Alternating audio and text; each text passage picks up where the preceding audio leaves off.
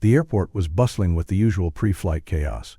People hurried through the security checks, dragging their rolling luggage, while flight attendants and ground staff moved efficiently between the gates.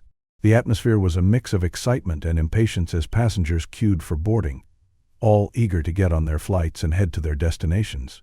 Among the crowd, Michael entered the airport with a calm demeanor. His steps were steady, not rushed like the others. He moved through the terminal like someone who was accustomed to this busy environment but never let it affect him. Dressed in simple, well-fitting jeans and a dark jacket, Michael didn't stand out in the usual way. There were no flashy logos or high-end brands to indicate his wealth or success. His attire was modest, yet he carried himself with a quiet confidence that radiated authority. It wasn't in the way he dressed, but in his presence. His posture was straight, and his eyes were focused ahead, not distracted by the frantic movement around him. He wasn't here to impress anyone. He was simply going about his business. As he made his way towards the boarding gate, the noise of the airport seemed to fade away, replaced by the soft rhythm of his footsteps on the polished floor. He approached the gate where passengers were lined up for boarding. His boarding pass was already in hand, and he moved through the crowd with purpose. His calmness seemed to contrast sharply with the hurried energy of the other passengers, many of whom were still checking their phones, glancing at the overhead monitors, or chatting with the people around them. Then, as he reached the door of the plane, Michael paused briefly.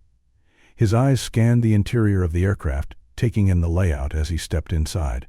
The first-class cabin was just a few steps ahead, where plush seats and large windows gave a view of the sky ahead. In the first-class section, there was a woman sitting near the window. She was elegantly dressed in a tailored suit, her hair styled in a perfect, sleek bun. She had an air of superiority about her, the kind of quiet confidence that came with wealth and status. Her eyes flicked up as Michael approached her row, and for a moment their gazes met. Her look was quick but deliberate, a momentary expression of disapproval, as if she was measuring him with a single glance. The faintest wrinkle appeared between her perfectly arched eyebrows, a sign of discomfort. Michael, however, didn't acknowledge her gaze. He simply kept walking down the aisle, his focus on his own destination, economy class. The woman's eyes followed him for a moment, her expression still one of quiet disdain. As Michael passed by her, she looked him up and down, briefly making a face as though something about his presence bothered her. Michael noticed her gaze, but he didn't let it affect him. He was used to such looks. People often judged him based on his appearance, his race, or whatever assumptions they carried.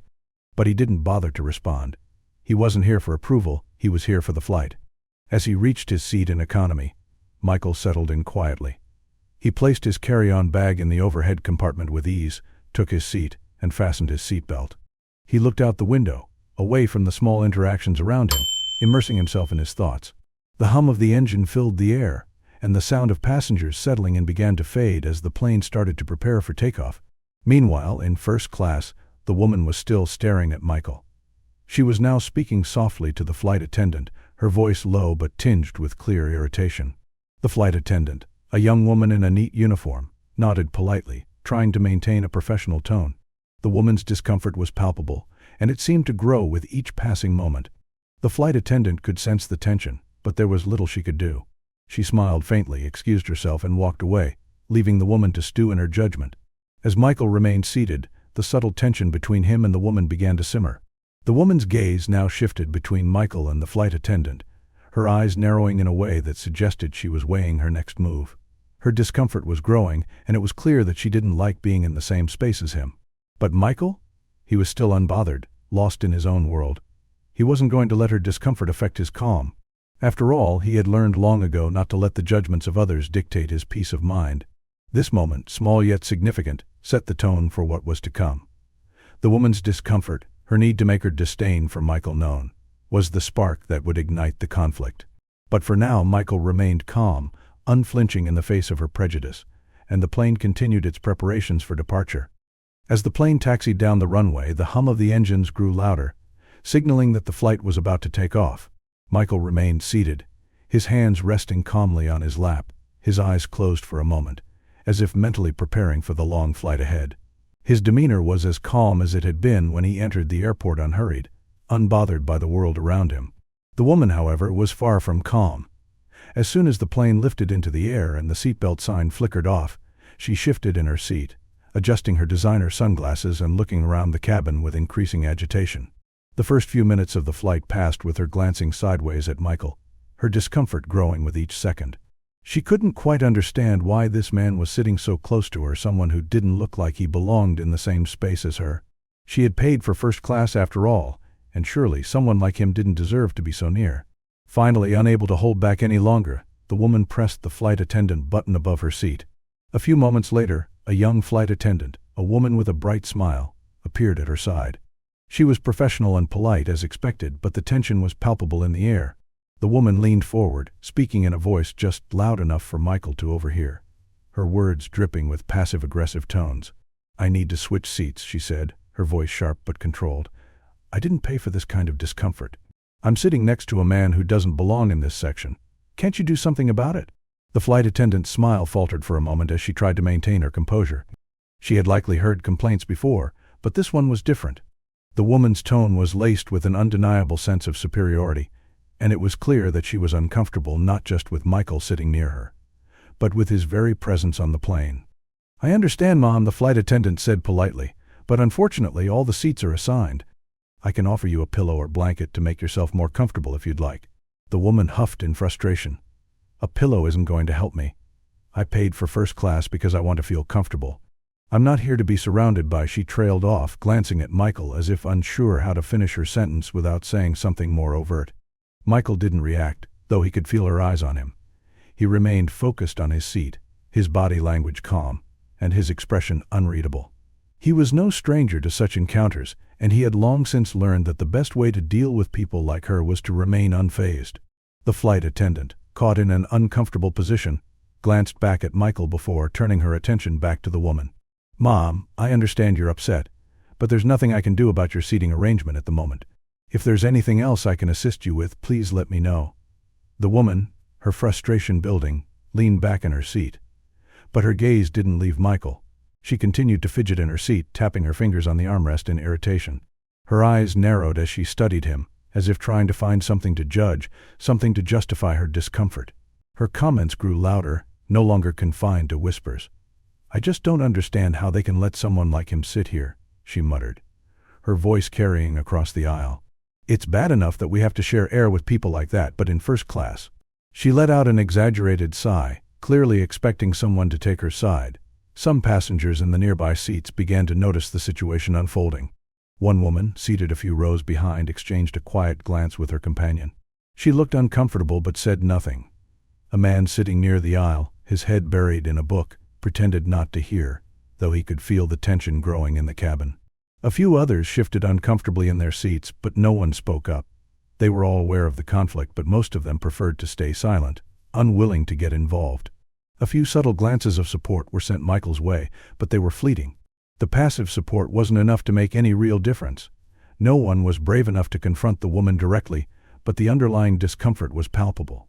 The woman, however, seemed to thrive in her need for attention, her voice rising as she complained more loudly. "I paid for this seat," she continued, now almost speaking at a volume that would draw attention from the other passengers. "I didn't expect to be next to someone so inappropriate. This is outrageous."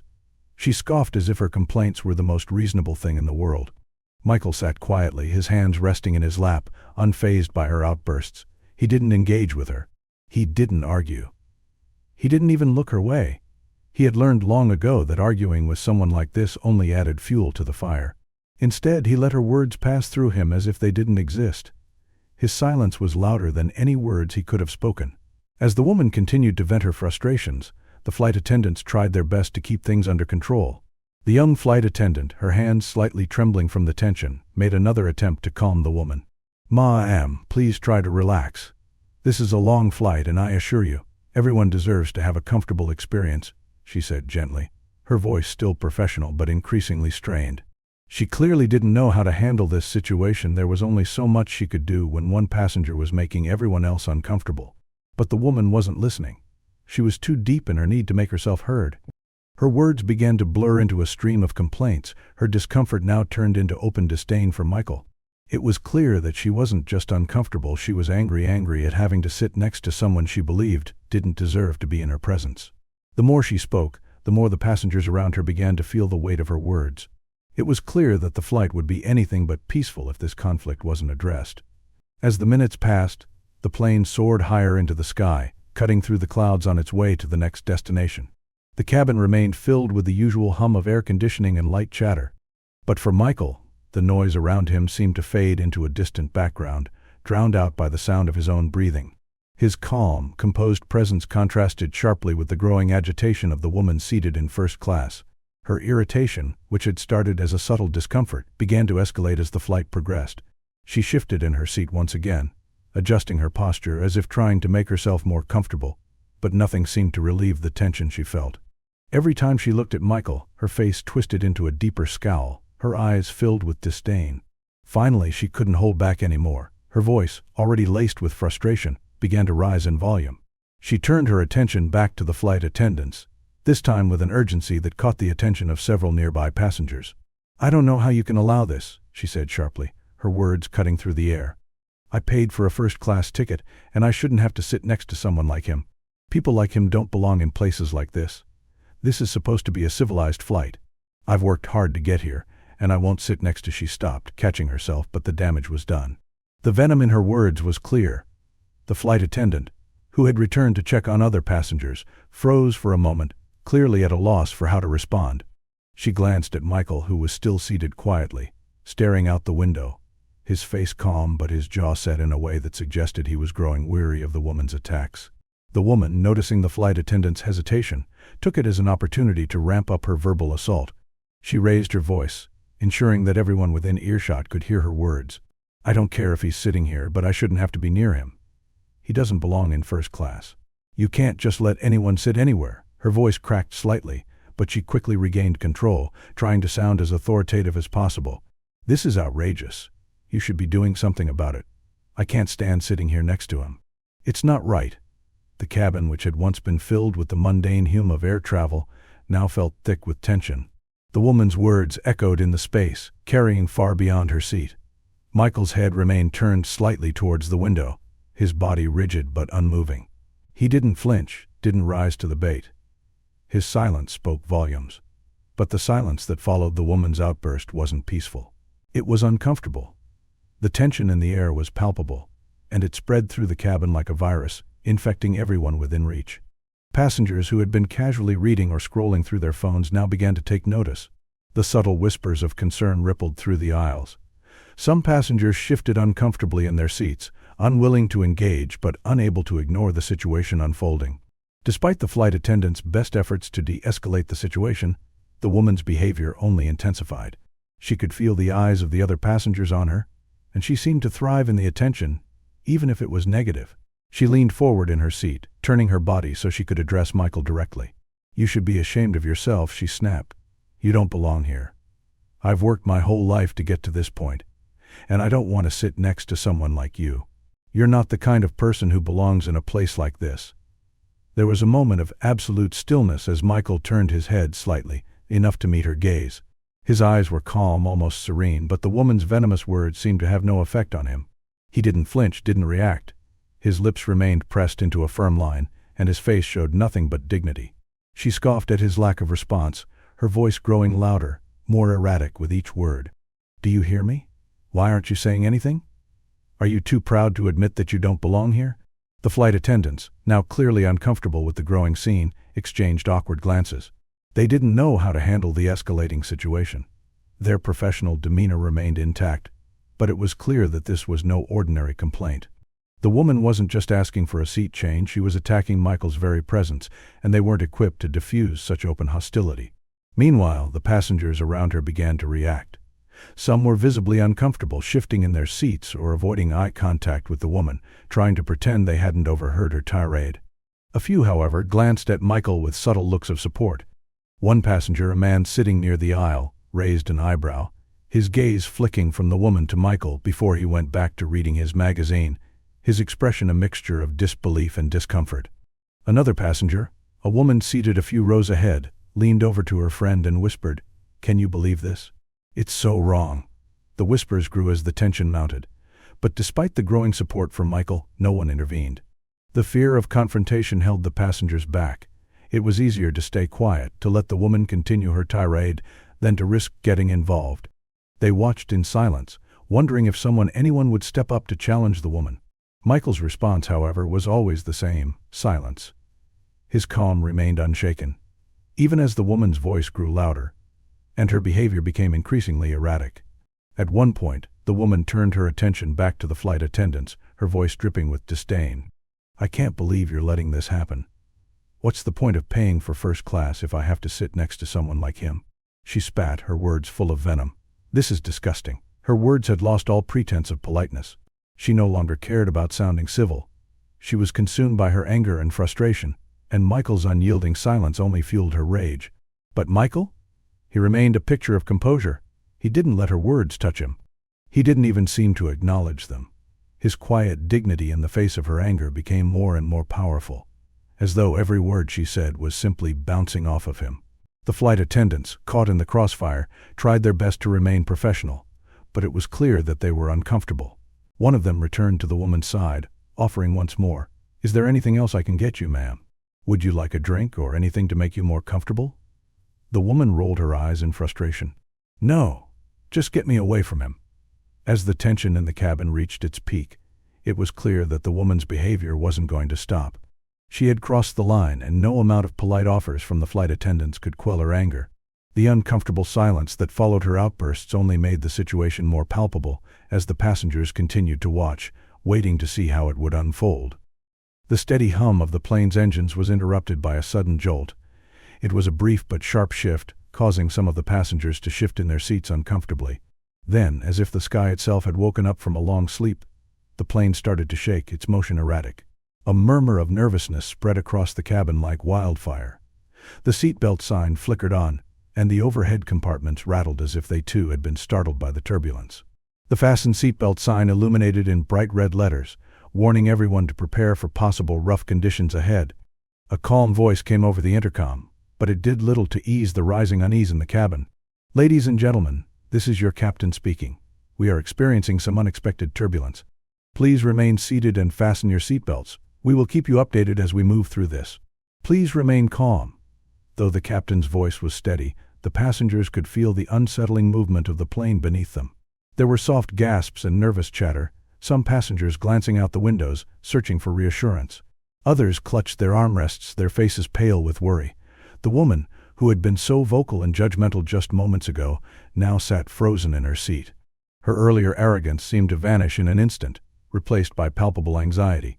She gripped the armrests tightly, her knuckles white, her breath coming in short, sharp gasps. Her eyes darted nervously from side to side, as if searching for someone to help her make sense of the fear that was quickly taking hold of her. She turned to the flight attendants, her voice trembling with panic. "What's happening? Why is this happening? Is the plane safe? You need to do something." The flight attendants, though trained to handle such situations, exchanged looks of concern. They were doing their best to maintain their professionalism, but it was clear that the turbulence was taking a toll on them too. One of them quickly reassured the woman, "We're doing everything we can, ma'am. Please remain calm." But the woman wasn't satisfied with the response. Her anxiety seemed to grow with each passing moment, and her voice grew louder. "I don't feel safe. What if something goes wrong? I need someone to do something. I'm not going to sit here and wait to crash."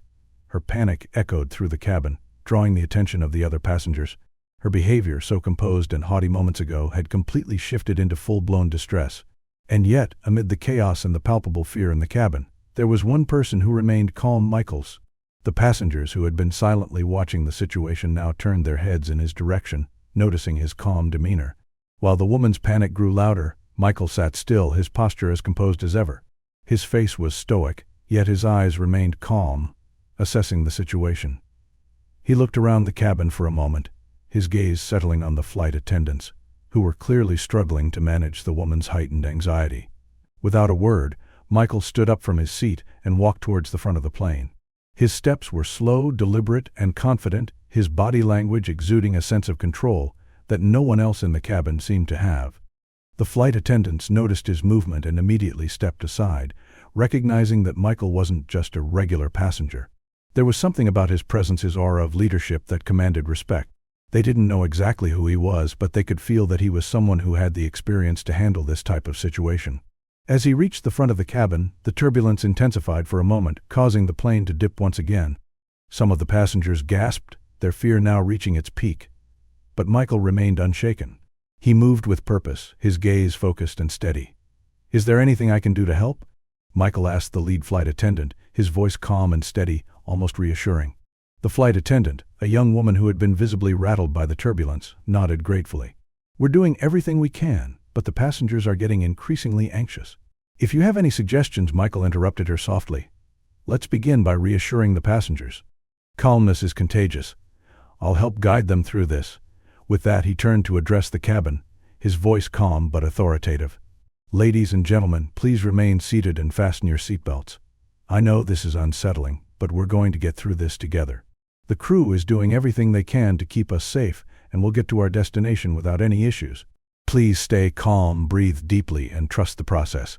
His words carried through the cabin, and something miraculous happened. The passengers, who had been panicking just moments before, began to settle down. His voice, steady and confident, had a soothing effect. Slowly, the nervous chatter died down and the anxiety in the cabin started to ease. The woman, who had been the loudest voice of panic, suddenly found herself in the shadow of Michael's composed presence. The flight attendants, grateful for Michael's intervention, worked alongside him, calming the passengers with his guidance. His calmness was like a beacon in the storm, and the passengers who had once been filled with dread now looked to him for reassurance. It was then that the flight attendants, recognizing Michael's ability to lead in this tense moment, began to trust him. They spoke in quiet tones, making decisions based on his observations, and Michael's quiet authority seemed to restore order to the cabin. The woman, whose panic had once dominated the atmosphere, now sat quietly, watching Michael with an expression that was part awe and part humiliation. But it wasn't just the passengers who began to notice Michael's influence. A few moments later, the captain's voice came over the intercom once again. But this time, there was a note of gratitude in his tone. "We appreciate your patience, everyone. The turbulence we're experiencing is temporary, and we'll be out of it shortly. We've had a chance to speak with Mr. Michael, who's been helping guide us through the situation. His expertise and calmness have been invaluable in managing the situation. We trust in his ability to help ensure everyone's safety." The words Mr. Michael hung in the air, drawing the attention of several passengers. A few raised their eyebrows, exchanging looks of confusion. Who was this man, and why was the captain acknowledging him? It was then that the truth started to come to light. Michael wasn't just any passenger. His composed manner wasn't the result of mere indifference, it was the product of years of experience in leadership.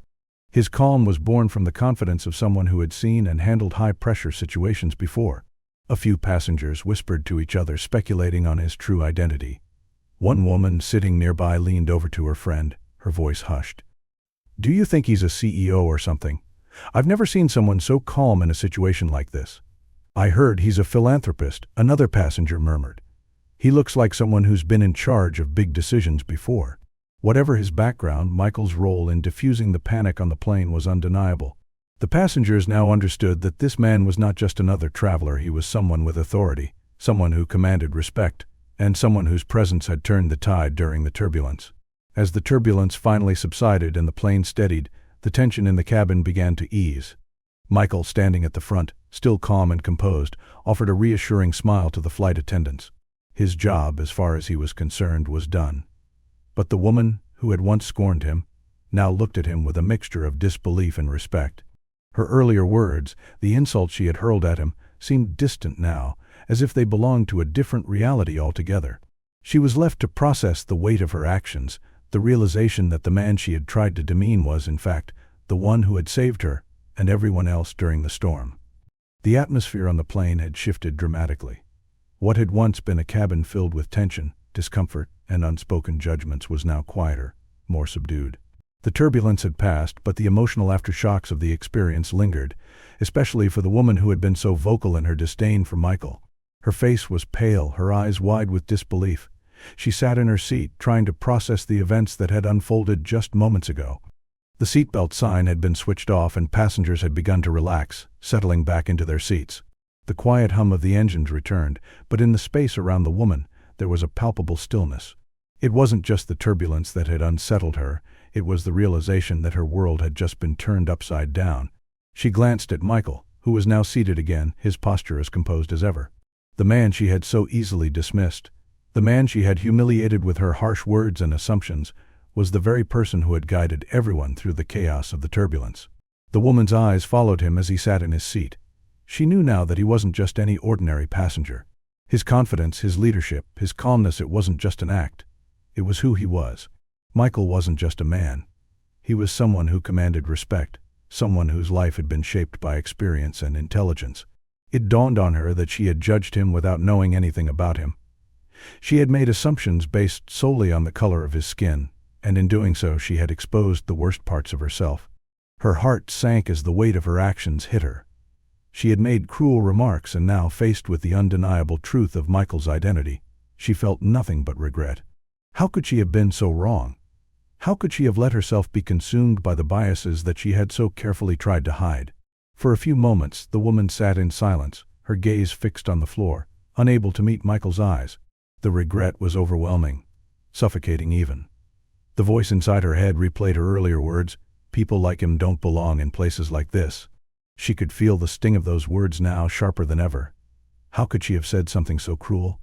Her thoughts swirled in a whirlwind of guilt. She had judged Michael based solely on his race, without any knowledge of who he really was. In that moment she felt small, foolish, and ashamed. The realization hit hard. The man she had so recklessly judged was someone whose achievements far outweighed anything she had ever accomplished in her life. The shame was unbearable, but she knew that there was no escaping it now. She couldn't undo what she had said, but she could try, at the very least, to make amends. With great difficulty, the woman finally turned toward Michael. Her hands trembled slightly, her words hesitant as she spoke. I'm so sorry. I didn't mean what I said earlier. I was wrong. I judged you, and I was completely out of line." Her apology hung in the air, fragile and uncertain. Michael, who had remained composed throughout the ordeal, simply nodded. He didn't rush to offer forgiveness or make her feel better. He didn't need to. His silence was as powerful as any words he could have spoken. His actions had already spoken volumes, and he didn't need to say anything more to make his point clear. The woman, however, felt the weight of the apology. She could see it in his eyes. He wasn't angry. He wasn't seeking revenge.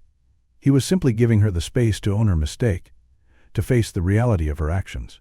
His quiet strength, his calm demeanor, made her feel both humbled and ashamed at the same time. "I understand," Michael said softly, his voice measured but firm. "It's all right." But even as he spoke those words, it was clear that the damage had been done. His forgiveness, though gracious, couldn't erase the hurt she had caused. The woman knew that she would have to live with the knowledge of how wrong she had been. Michael didn't say anything further. He didn't need to. His grace, his ability to rise above the situation, was a lesson in itself. The woman's apology, though sincere, seemed almost insignificant in comparison to the calm strength he had displayed. He had nothing to prove. His actions had already made the loudest statement possible. As the woman sat in stunned silence, trying to process what had just transpired, the other passengers couldn't help but notice the dramatic change in the atmosphere. The turbulence had subsided, but the emotional turbulence in the cabin was just beginning. The entire cabin had witnessed the power struggle between the woman and Michael, and now, with the truth out in the open, there was a shift in the way everyone viewed the two of them. A few passengers who had been silently observing the situation exchanged glances, some offering appreciative nods toward Michael. The once quiet, distant passengers now seemed more willing to speak up. A man sitting across the aisle from Michael leaned forward, his voice calm but sincere. "Thank you," he said, his eyes meeting Michael's. "You really helped keep things together back there. I don't think anyone else could have handled that better than you did." Another passenger, a woman who had been sitting a few rows behind Michael, chimed in. "Yeah, I was pretty nervous myself, but the way you handled the whole situation, it was impressive. I couldn't have stayed as calm as you did." These comments, though simple, spoke volumes. The passengers who had once been passive, watching from the sidelines, were now acknowledging Michael's leadership. They were no longer just grateful for his actions. They were starting to see him for who he truly was. Someone who was more than just a passenger, more than just a man. Michael had earned their respect.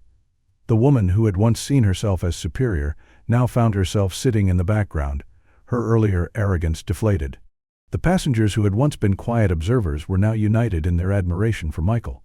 They recognized the strength it took to rise above the chaos, the strength it took to stay calm in the face of adversity. As the plane continued on its journey, the woman's regret deepened.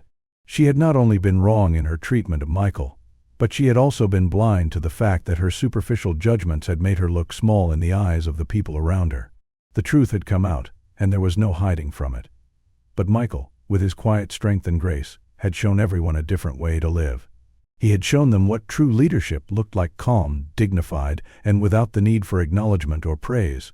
The woman's apology had been heartfelt, but it was clear that the only true lesson she would take from this experience wasn't the apology she offered. It was the realization of how wrong she had been in her judgment, and the understanding that it was up to her to change. The plane was nearing its destination.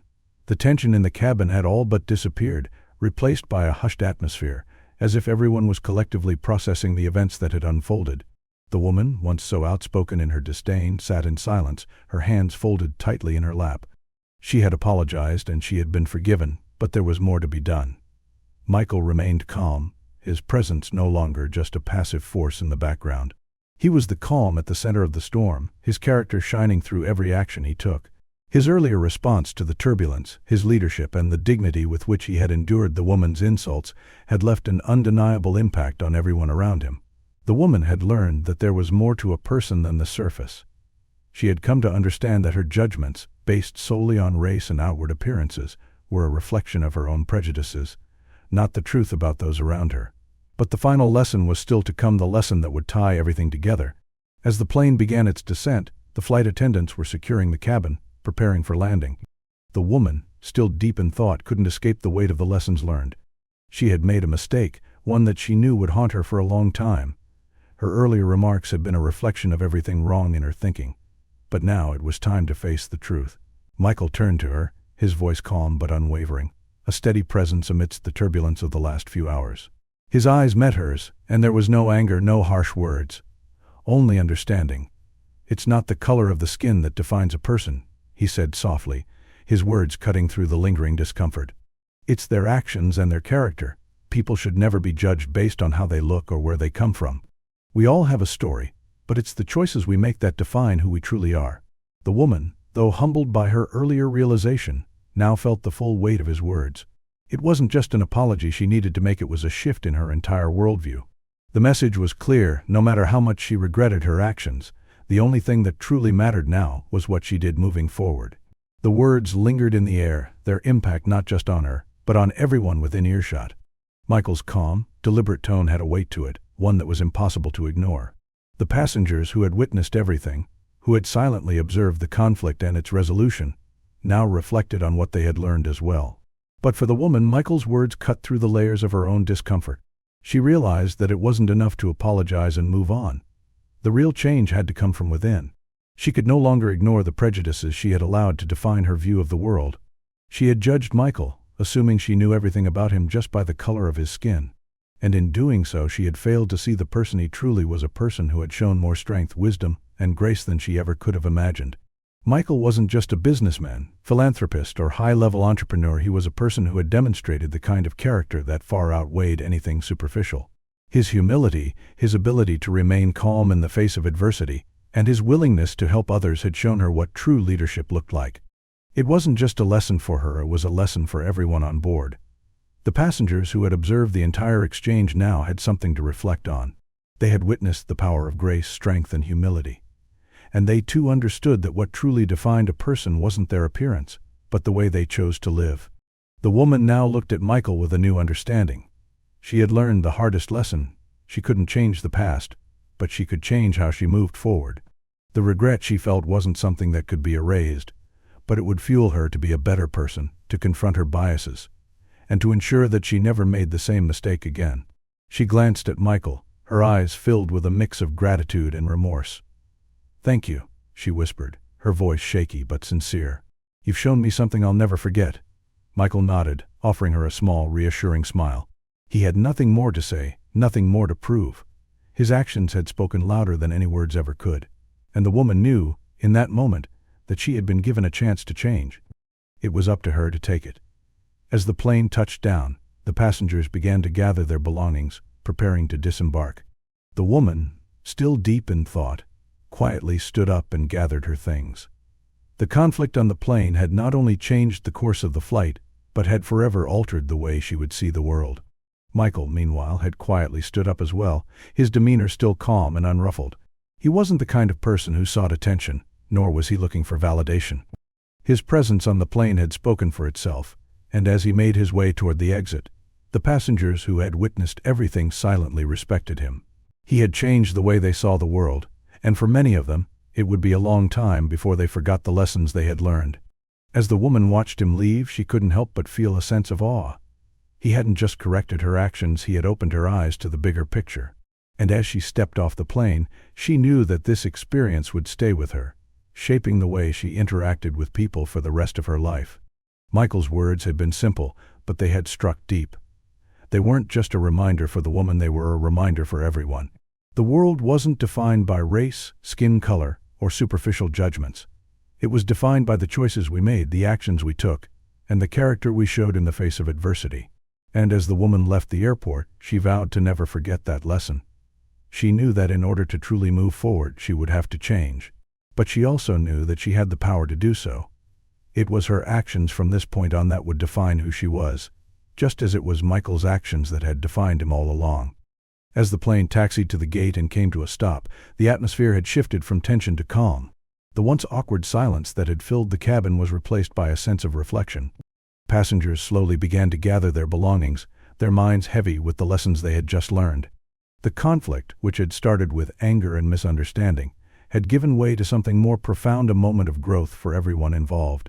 The camera lingered on Michael as he stood by the exit, watching the passengers exit the plane. He wasn't seeking any form of recognition. His calm demeanor, his quiet strength, had already spoken volumes. He had proven that a person's worth cannot be judged by their race, their appearance, or their background. It was their character, their choices, and their actions that defined them. As the passengers filed out, the woman, still visibly shaken, passed by Michael. Their eyes met once more, but this time there was no tension, no discomfort, just a quiet understanding. She had learned something in those few hours that she would carry with her forever. The camera cut to a wider shot of the airport terminal, where people were continuing with their day, going about their business. But for those who had witnessed the events on the plane, things would never be the same. They had seen firsthand the power of judgment and the impact it could have, both on the person being judged and on the person doing the judging. They had learned the importance of seeing people for who they truly were, rather than through the lens of prejudice. The video gently faded to black, with a powerful message displayed across the screen: kindness knows no color, and judgment has no place in our hearts. Let us all remember, we are all defined by our actions, not our appearance. The last frame of the video showed the plane finally coming to a stop on the runway. The passengers, now in small groups, made their way toward the gate. The woman, walking with a slightly hunched posture, kept her head down. She was still processing what had happened, but she knew this moment would stay with her forever. And then we saw Michael. He walked with confidence, unaffected by the earlier tension. His stride was calm and purposeful, a man at peace with himself. The camera zoomed in slightly as he stepped off the plane, his face serene but determined, as if the events of the flight had been just another chapter in his story, a story of resilience, strength, and grace. As the video ended, viewers were left with the quiet reflection of the journey they had just witnessed. It was a story not just about racism or prejudice, but about humanity, about understanding, about seeing others for who they truly were, not for the labels we placed on them.